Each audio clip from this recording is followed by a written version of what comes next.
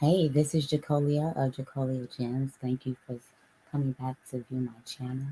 If you are new here, welcome. If you are returning, hey y'all. So, if you have not already done so, go ahead and do me a favor and hit the subscribe button. If you have subscribed to me, I thank you and appreciate you so much.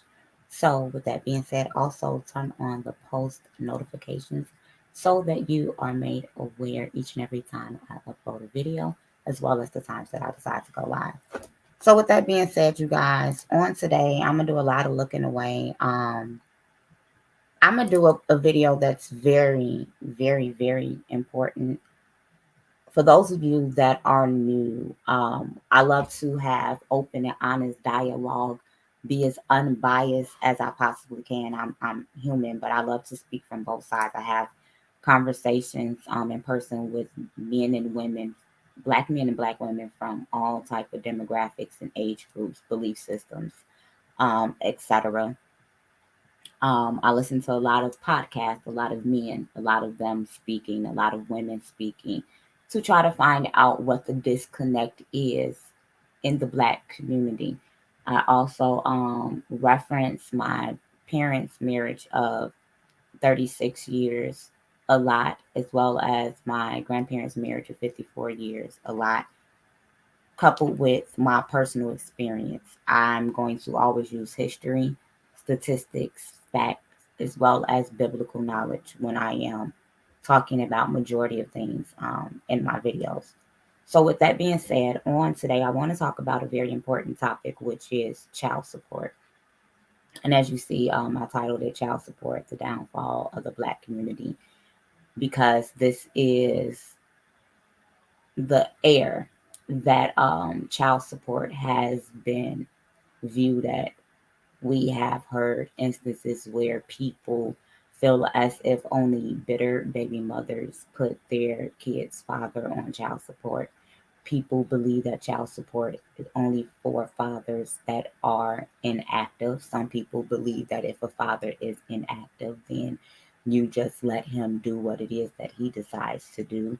Some people are under the belief that only single, unwed mothers receive child support.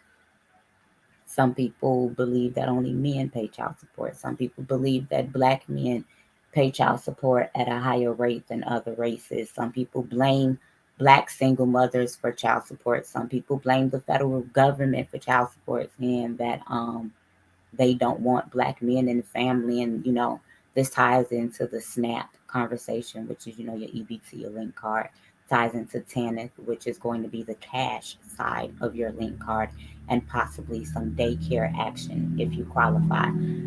This ties into the entire black family dynamic and how we got to the places where we are.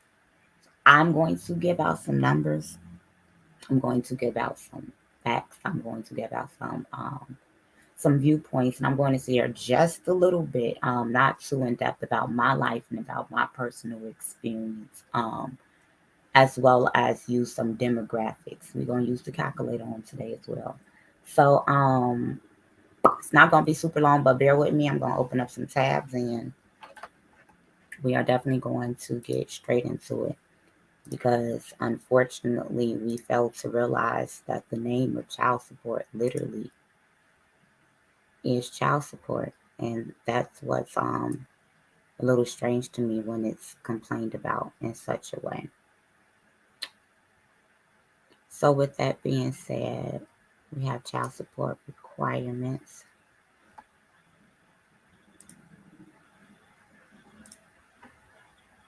It's a lot of screens I have open, and I want to make sure I open the right one.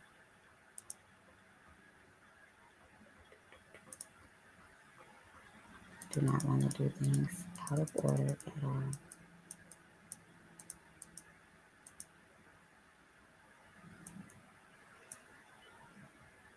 Okay, so we're going to start with the aid to family with dependent children, because this is something that a lot of people are not aware of. So the aid to families with dependent children was a federal assistance program in the United States in effect with from, I'm sorry, the year 1935 to 1997. I'm going to put this fully on the screen so you guys can see this. I'm going to link all of these sources down below as well. And so this was created by the Social Security Act and administered by the United States Department of Health and Human Services that provided financial assistance to children, listen up, with families who had little or no income. So these programs were specifically created to aid children with families with little or no income. The program grew from a minor part of the social security system to a significant system of welfare administered by the states with federal funding. However, it was criticized for offering incentives for women to have children and for providing disincentives for women to join the workforce. Okay, so you guys see this. So we're going to find out that on all sides, there has been some type of truth to everyone's viewpoints as to why child support exists and the effects and the effects of the federal government on a Black family household.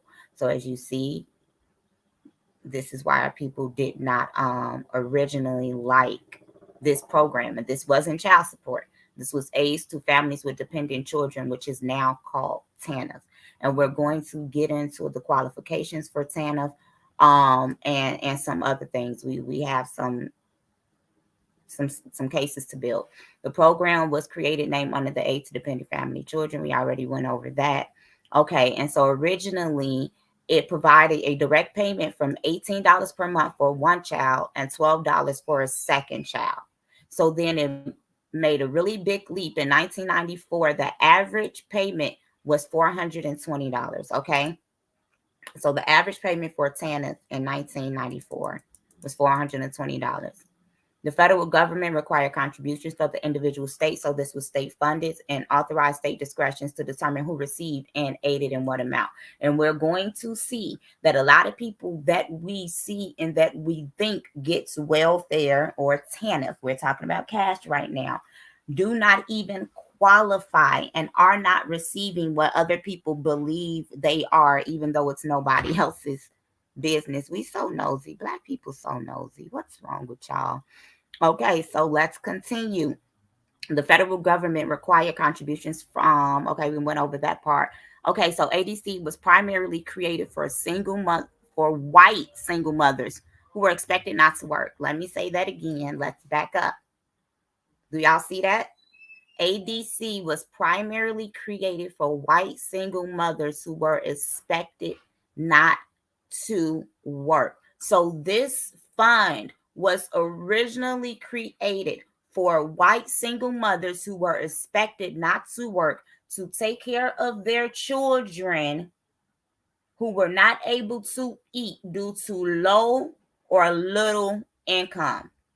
And this started in 1935.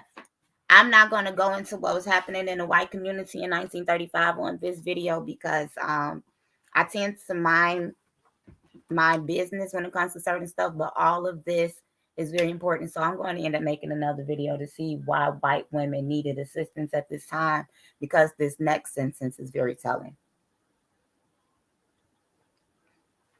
Excuse me, I have to take a sip of water. Black mothers who had always been in the labor force were not considered eligible to receive benefits. So in 1935, white women were eligible for these benefits, but Black mothers, because we always worked, weren't even eligible. You had to be white and not working with children to receive these benefits. This is amazing. In 1961, a change in the law permitted states to extend benefits to families where the fathers were unemployed, a measure where 25 states eventually adopted. The words families with were added to the name in 1962, partly due to the concern that the programs discouraged marriage. So what started to happen in the Black community in the 1960s? Everybody's aware of it. So let's continue. The civil rights movements and the efforts of the National Welfare Rights Organization in the 1960s expanded the scope of welfare entitlements to include Black women. So throughout the 1960s, our predecessors were fighting for the hopes that we would not be left out of the government providing subsidy for us, even though Black mothers were known to be in the workforce. Now, I'm not saying this is a bad thing, and we're going to see why. Black mothers need more income and Black people need more income. What I believe, though, is the facts that the critics said is that this discouraged marriage, and they had to add the addendum of families with in order to get the Black population's attention. But the civil rights movement, they asked for this. They asked for this. And so this is something that we have to go deep into. And we need to realize that there's always more than meets the eye. So the welfare roles, racially, demographics changed drastically. The majority of welfare recipients still remained white. The mostly Black female recipients continue to work. So can we let up off our Black women some just within the first few minutes of this video? We're gonna have some accountability in this video, but we're gonna deal with facts versus feeling. The welfare roles, racial demographics changed drastically. As I said, the majority of welfare recipients still remained white, and most Black female recipients continue to work. Started in 1962, the Department of Human Services and Health. We covered that part. And so let's talk about the man in the house rule. Wikipedia is not the only place that has this on here. And for those of you who don't know that Wikipedia is a legitimate source, you see it uses sources to create the summaries that are listed, okay? And further readings as well as external links. You can use Wikipedia as a source in your college papers. I digress. The man in the house rule. A number of states enacted so-called man in the house rules, which disqualified families if there was any adult male presence in the household whatsoever, as Williamson Hardisley phrased it. States had wise discretion to determine eligibility, and many states conditioned the recipients of welfare on the sexual morality of the mother, using suitable home and man in the house rules to disqualify many African American single mothers. So if she had a man and if she had a suitable home because she was working, she automatically became disqualified. The man in the house rule was struck down in 1968. So supposedly this didn't last long. The law that we say affected us. And I have my opinions on that, by the Supreme Court in King versus Smith. Therefore, families with males in the household were eligible for benefits if they were not deemed to be actual or suitable parents, although any financial contribution on the part of the male of the family was still considered a part of the family's total income. Just in summary, if it was a father or a stepfather living in the house, then their income will be counted specifically towards the care of that child, which would determine if the child was eligible to receive things such as daycare action, which is part of TANF, as I said. However, if that was like a male cousin or a brother, and they were over the age of 18, their income would just be counted amongst of if they were charged rent or if they contribute to any other household appliances, or if they bought groceries for the house or separate. That's how that works. So by 1981, the Supreme Court went further and required the states take into consideration the income earned by stepfathers. So stepfathers in the 1980s were taking on financial responsibilities, and I don't I've seen men on the internet that hate single Black mothers. I've never met one in person. I've never ran into certain things that I see women run into and that I see men say on the internet. I've never seen certain attitudes, behaviors, and point of views displayed by the men in my family. Um, and what people deem alpha male and what people deem beta male. It's this young woman who believes that if a man plays stepfather to a child that's not his, then he's a beta male. But in the 1960s and the 1980s, this man was looked at as being an alpha male because he took on a responsibility that was not his own, and he loved that child and he groomed that child. That's what I saw throughout my entire family. But I mean, that's a topic on its own. But we see that, to me, that's how it should be viewed, because what it is saying in 1981, the Supreme Court went further and required that, stepfathers, their incomes matter. And also now, which is a totally different topic, if a man is with a woman or signs a birth certificate and he finds out that's not his child, he's still gonna be financially responsible. So men have a lot going on.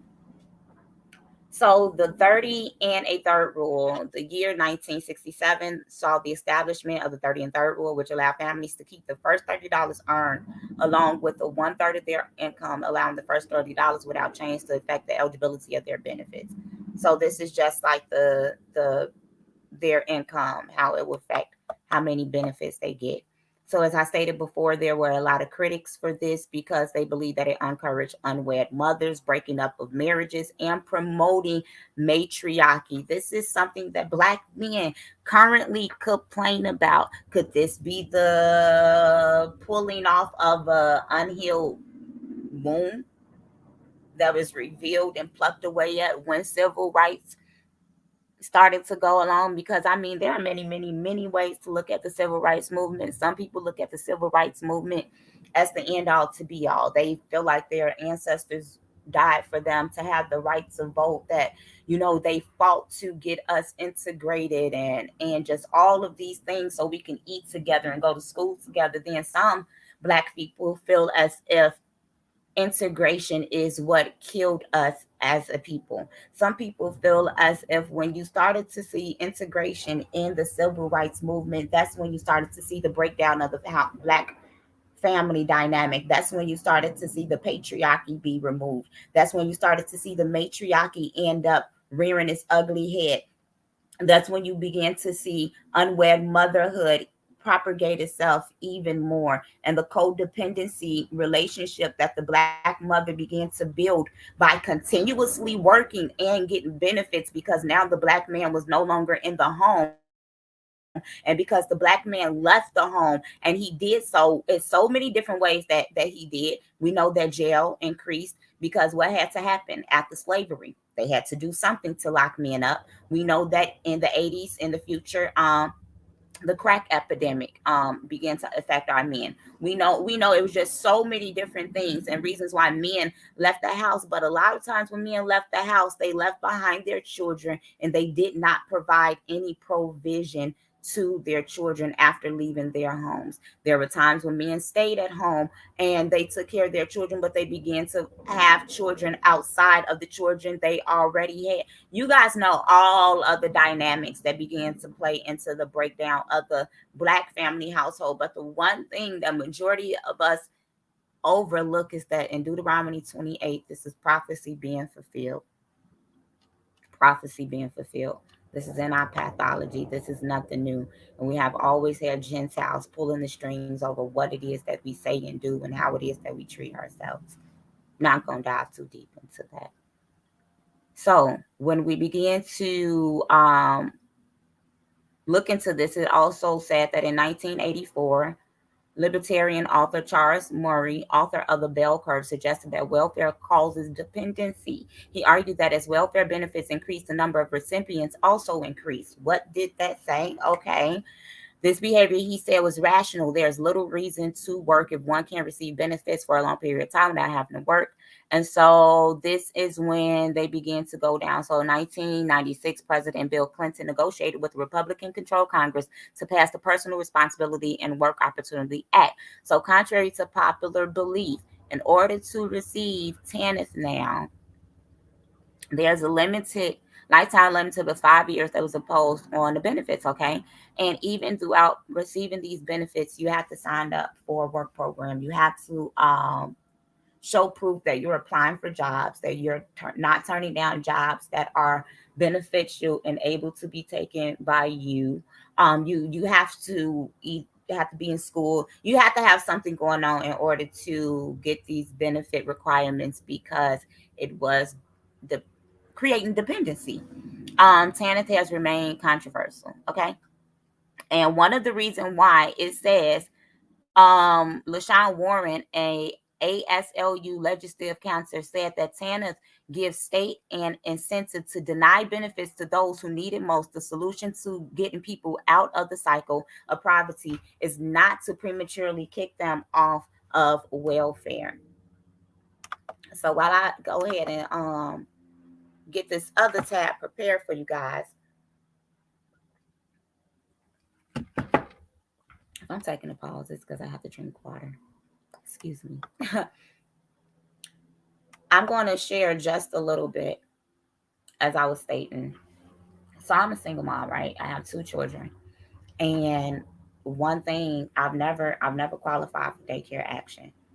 Any daycare I pay, actually I'm a backup. I'm a backup.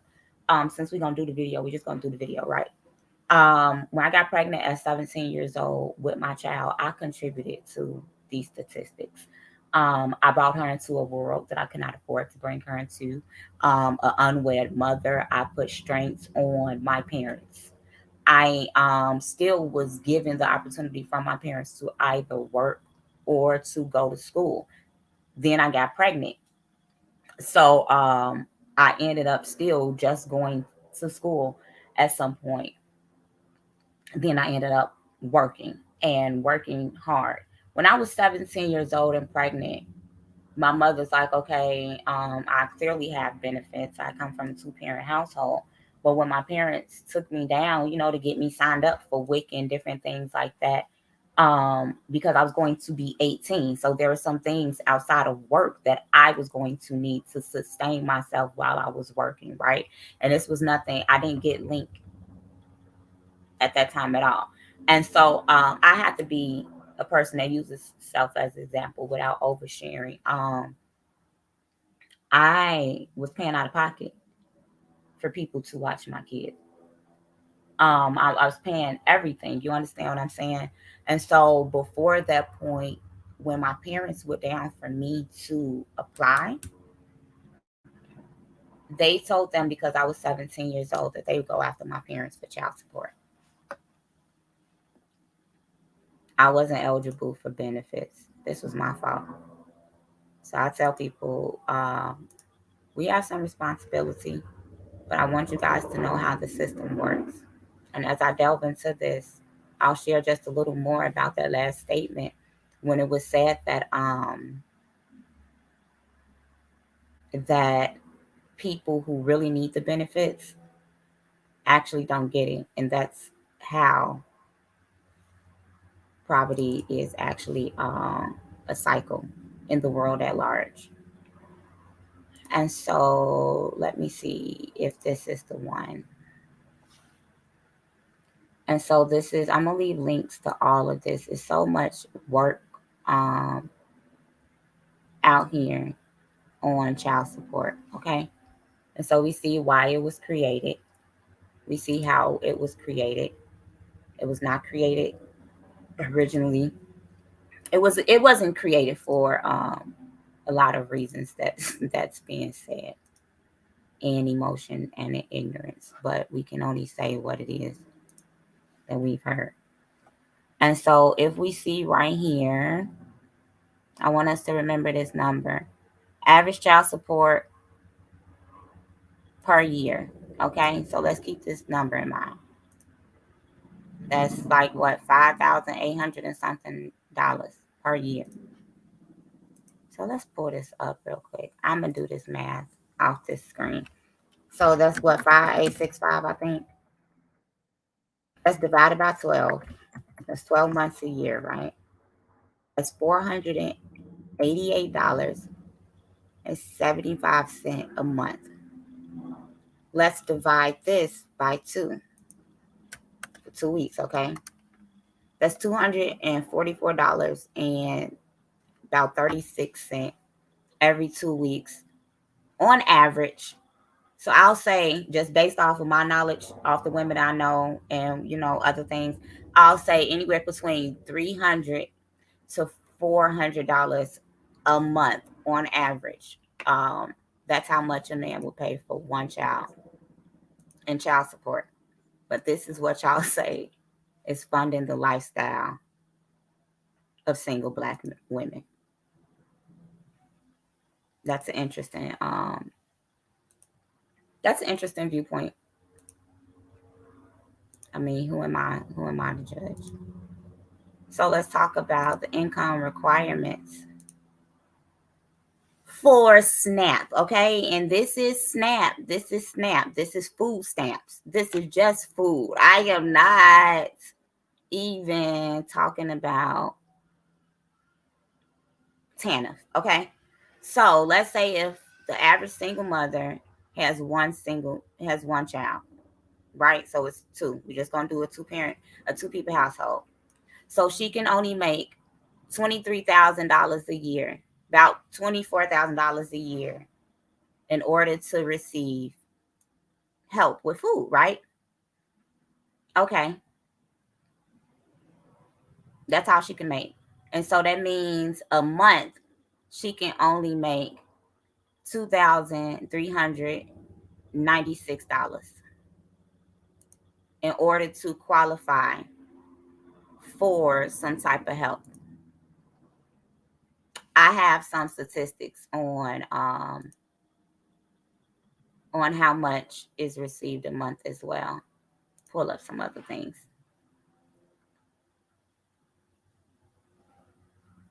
So if you guys already are paying attention, you see that there's a gap. There's a huge gap in what we feel and what is actually the truth. So let me see. I believe on average, not even believe, I know. And if I can't find the link quick enough, I'm going to just link it down below. Because I want to get the, make sure the video is continuously moving. And so basically the average, here we go. Because I like for you guys to see. And so on average, a Black woman will make $779 a week. That's $40,500 a year. For the Black man, he makes a little more. That's $43,000. So let me see if I can pull this back up. Calculator. So if on average making $3,333 a month, right? We're going to get into the cost of living so we can wrap this up.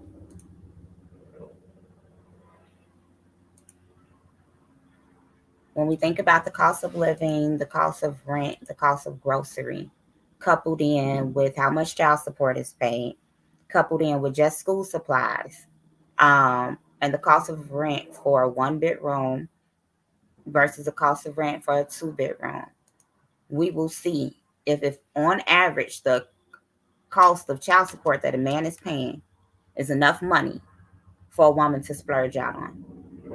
This is what we're addressing on today, as well as the effects of the 1960s on the Black family household, okay? So let's talk about food again, since we were talking about SNAP. How much is food budget a month? And it said the average food budget a month we will see for 2 adults, $458 to $838. And so for the age of children to adult, we see food is very expensive, okay? So let's see. For one person, because I'm gonna tell y'all, I don't know anybody that's only spending $200 or something dollars a month on groceries. Groceries are expensive. Groceries are expensive. So we'll say for two people, groceries about $500 a month, at least, right? I don't know how y'all eat. All right. So then this is what we're gonna bring this up to bring this to a nice conclusion. I have a lot of information, but I'm not gonna do all that. I'll link the information down below and y'all could go fishing. We're gonna bring up the calculator, okay? So we started off, let's start off, right? So on average, this is how much this black mother would be making. Cost of groceries. Oh, wait a minute. I'm sorry, black men. This is how much the black mother be making, right? And so we'll add in on average, we're gonna give them a good $350. That's the child support, right? A month. Okay. So then on average, we're gonna average in groceries. Child support. Okay, so if it's just for a kid, $200 just for that kid a month, which is honestly that's not even unrealistic. That's unrealistic. My kids will go through $200 worth of groceries in 2 days. And Angelina sitting right here smiling. If I like having kids and I cook. This is not a ramen noodles household. This is not a processed food household. When we have times when we have eaten canned foods, I feel so sick. Like this, okay? So $550, $200 out the child support. Because I know some of y'all gonna be like, oh, you just taking the whole child support to feed the mama. Because y'all funny. And that's another thing in the child support article, the laws on child support. That's what I forgot to scroll down to. In the laws and child support, it said it ain't none of your business how the child support is being spent.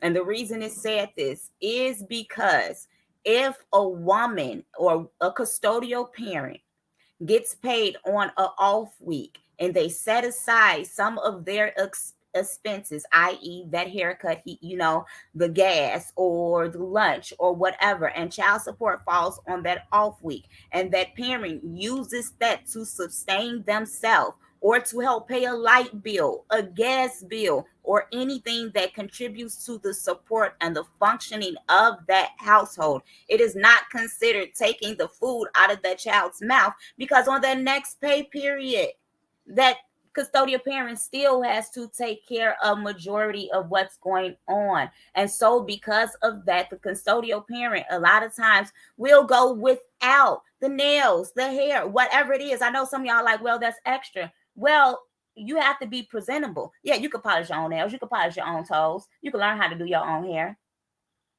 And a lot of times black women do.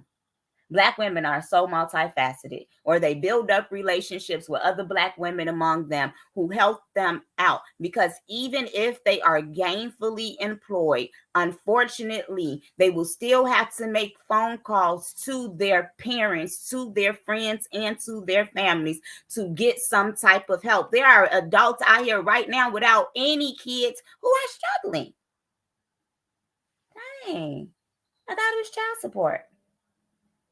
See, the problem that goes behind a lot of this, 90% of it, is the fact that the children are not at the forefront of this conversation.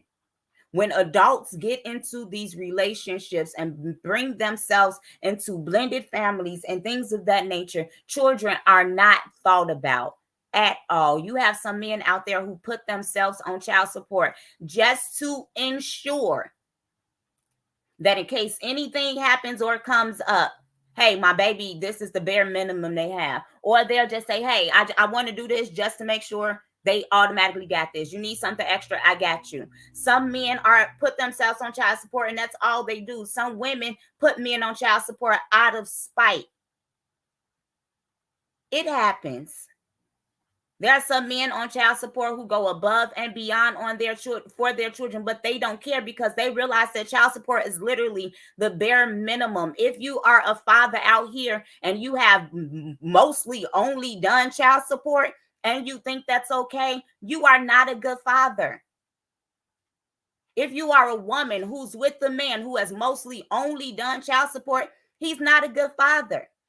Because there becomes a gap that begins to affect the children. I do not believe that child support and that the financial support makes a man a good father. I do believe that the way that a man provides for his families is a making of a good man. Yet you have to have more characteristics. Case in point, when my mother had me and I was 9 months old, my father got blackballed.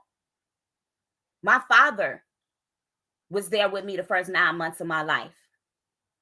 So I understand what a hardworking man looks like. And I also understand what it looks like for a man who, based off the stories, he was, because I was only 9 months, he was not able to work, but that did not change the fact that he was a great father. His roles switch. You have a lot of fathers who will dodge child support, even though they only $10 a month. They'll run away from payments. They'll lie about income. They'll change jobs. They'll stop paying. They'll do a lot of things out of anger and out of spite for how they feel about that mother. It has nothing to do with the child, because as a mother, the level that I'm willing to go to is endless. But let's look at this calculator. We see you already down, right? Just off groceries. Then I'm going to link over here so y'all could see all of the numbers I'm talking about. On average, the cost of daycare is about $12,000 on average. And that's crazy. $12,000 a month, right? It's taking a little while to go through this because I want to make sure I'm reading the numbers off right. That's just daycare. On average, back to school supplies right now are $661. I'm going to knock it down to $600. I remember back in 2013, when I was going through a bout with my health, I was working full-time, going to school full-time, right? And I ended up going through all of these surgeries. And I found the need to, I was 2 weeks outside of my emergency gallbladder surgery and I almost died. And I found the need. So I'm like, I got to go back to work. I got to go back to school. I got sent home by my manager and by my professor because they're like, you're recovering from surgery. I'm a mother. I have to make things happen, because if I don't make things happen, what is going to happen? My children did not ask to be here. They have to eat. They have to be fed. My children are used to a certain level of things. I have to produce in sickness and in health. That's the vow that I made when I became a mother. It's not optional for me. Never has been, never will be. And so when I began to go not shoe shopping, back to school shopping for my mom, for my kids, and I was sending my mom the money, and I sent her about $1,200, and she was like, what are you doing? I'm like, that's how much money I have to spend for my kids to go back to school. And she was like, this is entirely too much money. And I told her, I said, I raised my kids. I know how much money it costs. I won't lie. So we'll say $600, right? Just for one kid. That's just back to school.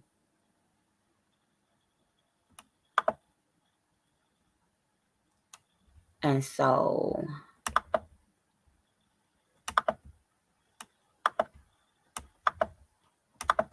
this does not include the cost of gas. This does not include the cost of diapers if it's an infant, of formula, because everybody's not getting that. This does not include, like, these are direct costs. This does not include haircuts. This does not include beauty shop appointments. This does not include doctor's visits.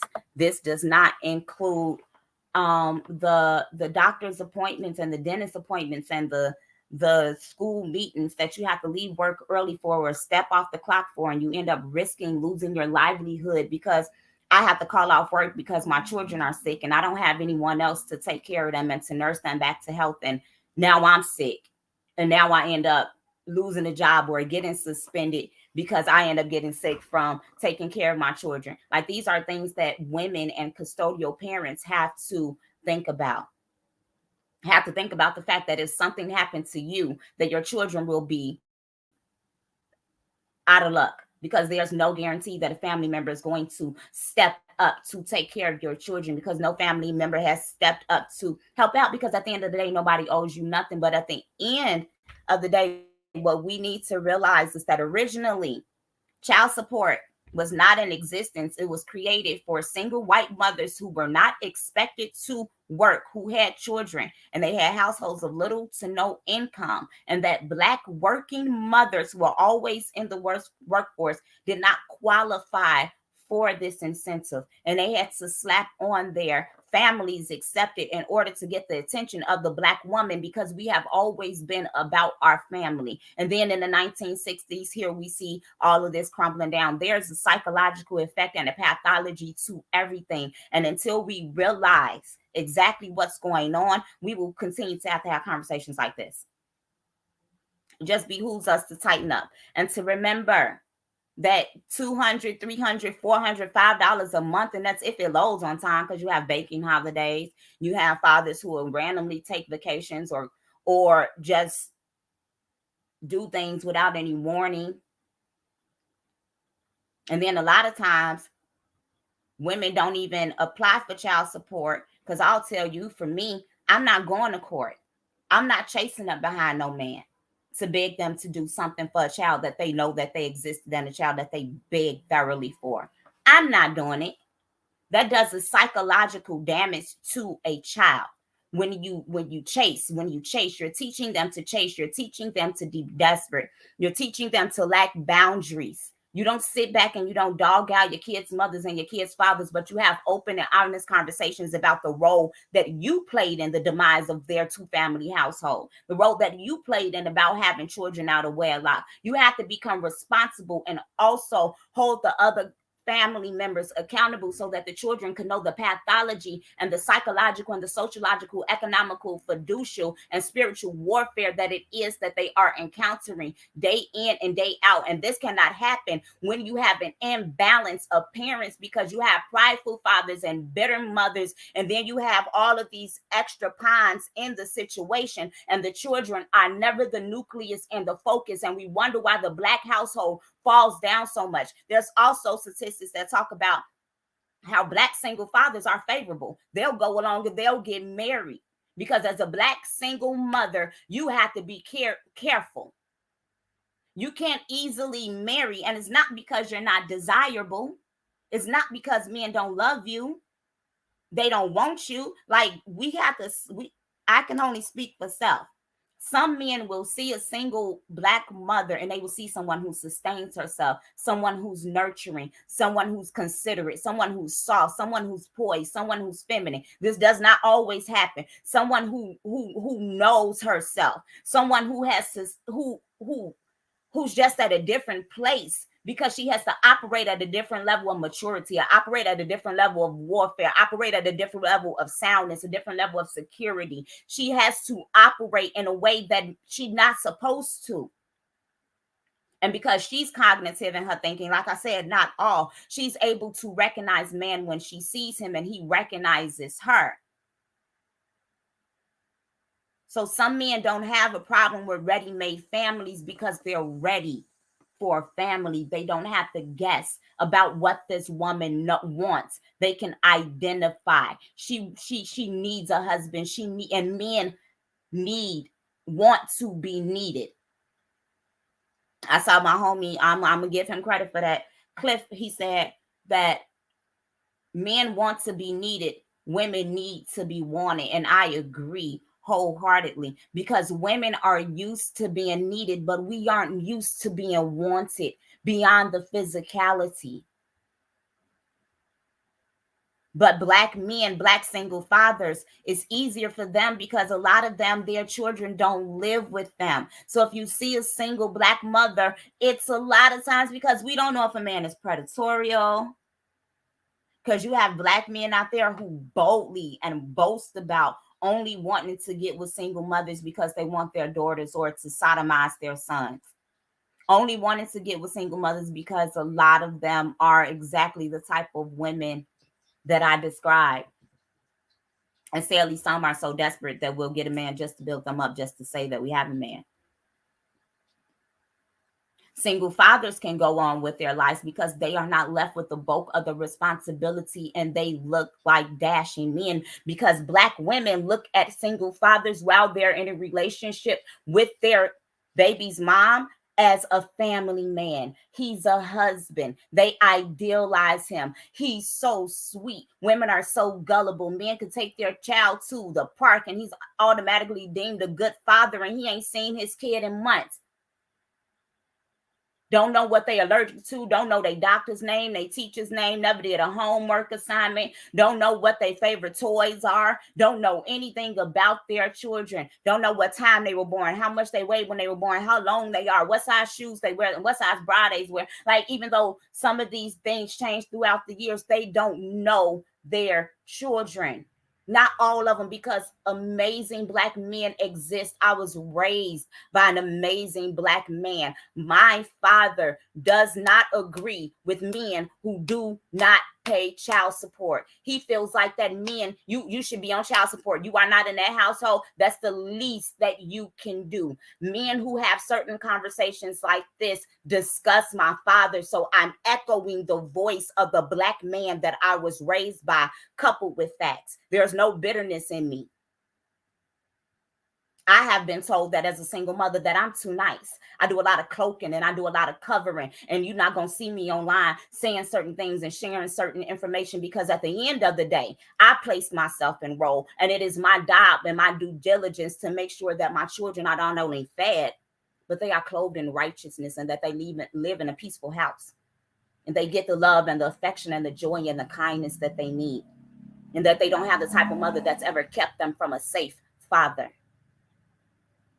And that even if someone is safe, they provide boundaries and provisions, because at the end of the day, it's important that children, and I'm not talking about unsafe people who be raped, who y'all know exactly what I'm talking about. Y'all know what I'm talking about. There are times when courts will put things into place. I've never been to court. I've been told that when I was going through illnesses and almost dying and things like that, in order to qualify for cash during those times, because I never had to apply for these things, in order to qualify, my income for that month was too high by $1. I didn't qualify, and I needed it. The past few months, it was hard for me to find a job, and I find jobs like this. And I've seen people finding jobs like this. They call them for factory jobs, $16 an hour, $17 an hour. And I know a lot of y'all like, just take the jobs, just take the job. That's not how it works. You have to think about the fact that this is another issue. When you have, and just in general, when you have people who make $20 to $40 an hour, and then they're met by unemployment, you will have these job agencies calling them to take jobs making $12 to $18 an hour, to see how desperate you are to keep you down at that rate, so that they never have to pay you what they paid you before, because they know that you need to work and that you're not willing to wait, because you're going to get evicted and you're going to get kicked out. The only way that you could qualify for rental assistance in Chicago, Illinois through 311 is if you are working and can prove that you can sustain yourself. But if you could sustain yourself, you wouldn't need help. Do we get how all of these things coincide? I truly hope so. So with that being said, this is Jacolia of Jacolia Gems. I pray that I have said something on today. I hope y'all watch this video. It's important. It's a much needed conversation. We really need to have some very important talks and realize that, baby, she's not cashing out on your child support. He's not cashing out on your child support. Because I guarantee you there are times that woman went and that man went without certain things that they need, that's necessary for them, just so your kids can have it, even while they're working. And for the people who don't even qualify for benefits and still make it happen and find a way, to still take your kids on trips, still take your kids on dates individually, still get your kids passports, still take them to museums and Allen AV concerts and to pet lions and tigers, and still find a way to make sure that your children have a culture lifestyle, because the Most High blesses you to be able to do so. Let's focus on the kids and get our egos out the way. Because if we got in these relationships the way we were supposed to get in these relationships, and if we stayed in them the way we were supposed to, if we stop having premarital sex, which according to the law, if you was a daughter of a Levite, you will be killed for being a whore, and a man would be too for making a whore the daughter of Zion. If she was a virgin and married to something, like, it's just so many laws that could prevent this. So if we get back to the law, statutes, and commandments of the Most High, if my people, which are called by my name, will humble themselves and pray and turn from their wicked ways, then y'all know the rest of the scripture. Feel free to donate to the platform. This is Jacolia of Jacolia Gems. Thank you so much. Signing out.